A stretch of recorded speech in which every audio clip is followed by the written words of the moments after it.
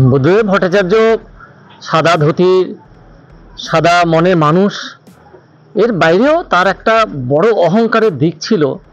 তার মধ্যে বামপন্থী চেতনা, তার মধ্যে বামপন্থী মতাদর্শ এবং তার মধ্যে সংস্কৃতি চেতনার একটা মিশ্রণ ঘটেছিল।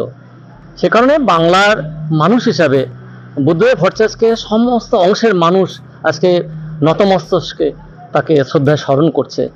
বাংলার যুবকদের স্বপ্ন দেখাতে চেয়েছিলেন। এসএসসি মাধ্যমে লক্ষ লক্ষ ছেলে মেয়েদের সুষ্ঠুভাবে নিয়োগের চেষ্টা করেছেন, সেটা হয়েছে। এবং আইটি সেক্টরে ছেলে মেয়েদের উজ্জ্বল ভবিষ্যৎ গড়বার স্বপ্ন বাস্তবায়িত করার চেষ্টা করেছেন।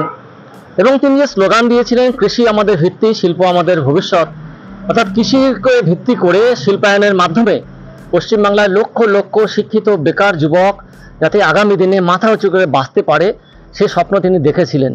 এটা হচ্ছে আজকের দিনে পশ্চিমবাংলায় দাঁড়িয়ে মানুষের কাছে মাথা উঁচু করে দাঁড়ানোর একটা সুবর্ণ সুযোগ হয়তো আমরা হারিয়েছি। সে দায় বাঙালি হিসাবে আমাদের সকলের, আমারও দায় থাকলো।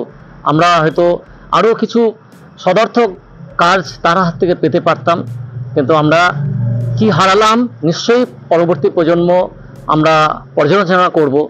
আমরা এইটুকু শুধু বলতে পারি, আপনার এই অমলিন ধুতি, আপনার ওই সাদা পোশাক, আপনার এই উদার মন, আপনার এই মনের মধ্যে নিষ্কলঙ্ক এবং আপনার যে সাহসী চিন্তা ভাবনা এবং আপনার যে বেকার যুবকের স্বপ্নের কাণ্ডারির যে মানসিকতা, তাকে স্যালুট জানাই। নমস্কার নেবেন আপনি যেখানে থাকুন, ভালো থাকুন। শ্রদ্ধায় মাথা নত হয় বুদ্ধদেব ভট্টাচার্যের জন্য।